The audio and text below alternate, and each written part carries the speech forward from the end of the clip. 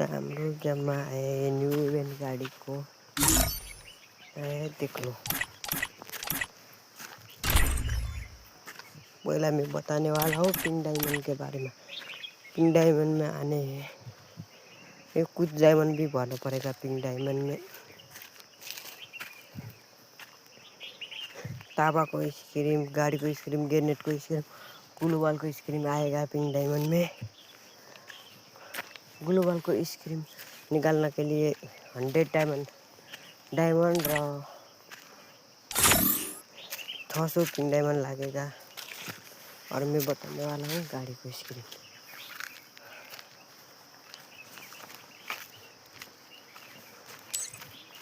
गाड़ी को स्क्रीम एक टोकन 3600 में टोकन मिलेगा। गन को स्क्रीम मिलेगा 7200 में और गाड़ी को स्क्रीम भी मिलेगा। गाड़ी को स्क्रीम निकालने के लिए डैमेज देना पड़ेगा। डैमेज से गाड़ी को Dreams are the true mirror of the unconscious.